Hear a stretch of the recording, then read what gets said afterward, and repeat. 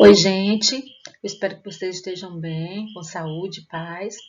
E vamos iniciar nossa aula de redação.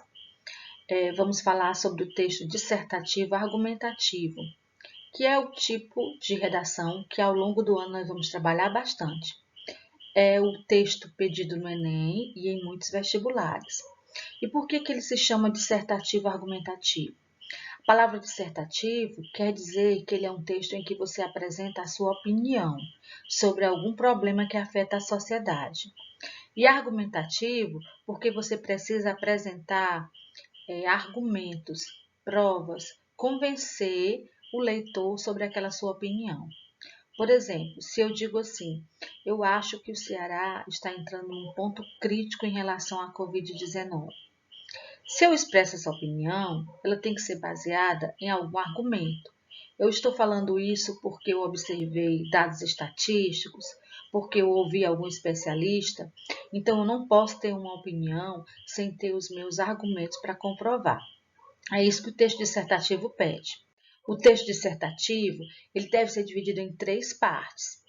É a introdução, que é o primeiro parágrafo, o desenvolvimento, que geralmente é o segundo e o terceiro parágrafo, e a conclusão. O seu texto dissertativo tem que ter pelo menos 4 parágrafos. A introdução, onde você vai apresentar a sua opinião principal, sua ideia principal sobre aquele fato. O desenvolvimento, onde você vai fazer 2 ou 3 parágrafos para influenciar, para convencer o leitor sobre aquela sua opinião. Apresentar as provas, os argumentos, para poder comprovar o que você disse lá na introdução. E a conclusão, onde você vai apresentar sugestões, propostas que amenizem aquele problema que foi discutido. Bom, temos aqui a estrutura básica, né? Então, você deve ter, no mínimo, gente, 4 parágrafos. Um parágrafo de introdução, um segundo e terceiro de desenvolvimento e o quarto para a conclusão.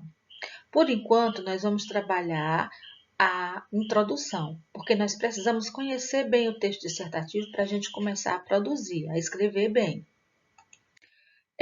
A introdução, o seu primeiro parágrafo, o que é que ele deve ter? Ele deve ter a apresentação do assunto, em seguida a sua opinião, a sua tese e uma pequena apresentação já dos argumentos. Tudo isso, gente, na introdução, no primeiro parágrafo. Deve conter essas 3 partes. Quando o corretor vai ler a sua redação, ele espera encontrar já no primeiro parágrafo a sua tese, a sua opinião.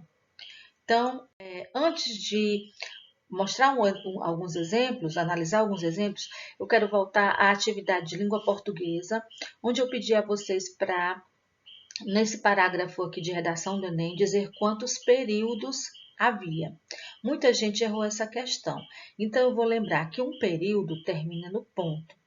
Nesse parágrafo, que foi sobre a redação, se tratava do tema do cinema, né, no Brasil, nós temos aqui um período terminando na palavra arte, outro terminando na palavra Vingadores, mais um período terminando na palavra maravilha e outro período terminando aqui em país. Então, neste parágrafo de introdução, nós temos 4 períodos. E existem várias maneiras de você iniciar um período, porque às vezes você se pergunta, como eu vou iniciar a minha redação? Uma pergunta frequente. Bom, esse primeiro período, ele tem diversas formas para você iniciar. Então, você tem que saber que dentro do parágrafo, você não vai começar e terminar o período lá no final, colocando um ponto só aqui no final. Dentro desse parágrafo, vão ter 3 ou 4 períodos. Vamos ver um outro exemplo aqui de redação do Enem. Esse exemplo é sobre o tema relacionado ao deficiente auditivo. Vamos ver como foi que esse estudante começou o seu primeiro período.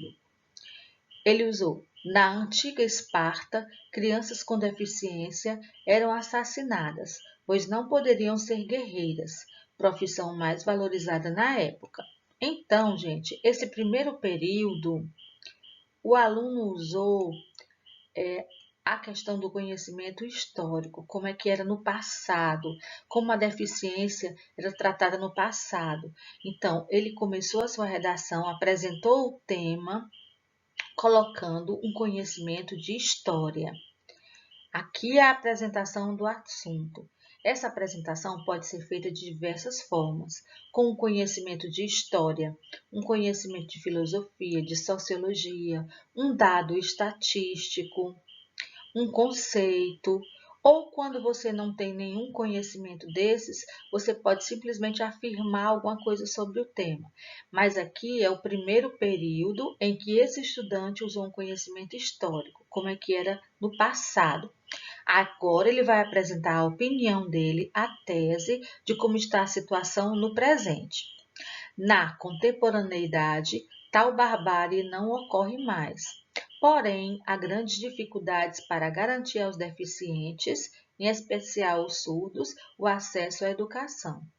Então, pessoal, no segundo período, ele já diz como é que está na atualidade, o que ele acha, como ele vê esse problema na atualidade. Ele diz que não existe tantas barbaridades quanto no passado, mas ele diz que grandes dificuldades ainda ocorrem, né, para garantir aos surdos o acesso à educação. É a opinião do estudante, é a sua tese. Nós temos uma apresentação usando conhecimento histórico e uma tese falando que no momento ainda há grandes dificuldades. Agora ele vai, no terceiro período, apresentar os seus argumentos. Por que ele acha que existem grandes dificuldades na atualidade? Ele afirmou que existem grandes dificuldades. Então, como ele vai apresentar os seus argumentos? Ele tem que ter pelo menos dois. Vamos ver quais são. Isso ocorre principalmente devido ao preconceito ainda existente na sociedade e a falta de atenção do Estado. Então, esse estudante usou dois argumentos. Por que ele acha que existem grandes dificuldades? Devido ao preconceito e à falta de atenção do Estado. Ele apresentou já no primeiro parágrafo esses argumentos. Isso significa que isso aqui vai direcionar os outros parágrafos. No segundo parágrafo, ele vai tratar como é esse preconceito que ele apresentou aqui. E no terceiro parágrafo, ele vai falar sobre essa falta de atenção do Estado. Em que o Estado não dá atenção à educação dos deficientes auditivos? Então, nós temos apresentação do assunto, usando conhecimentos históricos, nós temos a tese, que é a opinião do aluno, e nós temos a apresentação de dois argumentos que ele vai tratar nos próximos parágrafos. Isso aqui é um parágrafo básico de redação. Aqui nós temos uma redação completa, para vocês verem a estrutura. O parágrafo de introdução, que nós estamos tratando.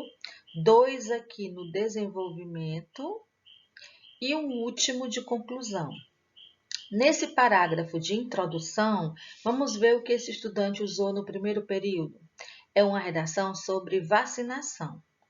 Em 1904, no Rio de Janeiro, o modo autoritário como a obrigatoriedade da vacinação foi implantada perante uma população sem qualquer tipo de instrução sobre a novidade, acarretou uma reação popular nomeada a revolta da vacina. Olha, gente, esse período que ele iniciou, ele foi tratado passado do que ocorreu na história do Brasil em 1904, quando ocorreu a revolta da vacina. Então, essa introdução começou também com um fato histórico. Depois ele vem a opinião. Esse fato é considerado um marco na saúde pública brasileira. Nesse contexto, no mundo contemporâneo, o combate da vacinação contra as doenças epidêmicas tem sido desafiada pelas fake news e pelos pais que não vacinam seus filhos. Nós não vamos ler a redação inteira, devido ao tempo, mas esses dois argumentos, esse argumento das fake news vai ser tratado nesse parágrafo, esse argumento aqui em relação aos pais vai ser tratado no terceiro parágrafo. Eles foram apenas citados aqui na introdução. Então, essa introdução foi mais uma introdução que usou contexto histórico. Tem vários tipos de introdução. Você pode usar o contexto histórico, que é uma alusão histórica, pode usar dados estatísticos, pode dar um conceito sobre aquele tema. Por exemplo, se o tema é relacionado ao bullying, você pode, antes, no primeiro período, explicar o que significa a palavra bullying, dar um conceito. Isso aí é uma introdução por conceituação. Antes de dar a opinião, a pessoa resolve explicar o significado de alguma palavra.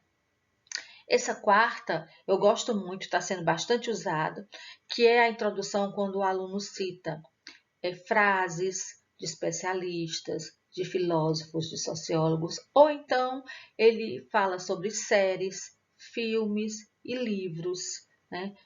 Músicas, então são alusões culturais, que você pode usar no primeiro período do seu texto. E quando você não lembra de nenhum desses conhecimentos na hora, você pode simplesmente fazer uma introdução por afirmação. Eu vou já mostrar o exemplo. Nós temos ainda a introdução por contraste de ideias, quando aparecem ideias contrárias. Introdução por perguntas, que é a menos usada na redação do Enem, porque é um pouco mais complexa, depois nós vamos ver sobre ela. Bom, voltando àquele parágrafo que eu passei para vocês na atividade, esse parágrafo, por exemplo, desse aluno, ele não usou contexto histórico, não usou dado estatístico, ele fez apenas uma afirmação sobre o tema. O cinema se tornou uma tecnologia com grande potencial expressivo e, por essa razão, é considerado uma forma de arte. Ele fez apenas uma afirmação sobre o tema, falando que o cinema tem um grande potencial de expressão e é uma forma de arte. Ele não usou nenhum dado, nenhum conhecimento desses que eu falei, histórico, filosófico. Ele fez apenas uma afirmação sobre a situação do cinema, o que ele acha do cinema. Essa é uma forma de começar. Bom, por hoje é só, mas eu vou colocar para vocês algumas introduções para vocês lerem e descobrirem se no primeiro período ou até o segundo período, como é que o aluno está apresentando o seu tema, o que ele está usando para apresentar o seu tema. E aos poucos nós vamos trabalhando essa estrutura para que vocês possam escrever melhor.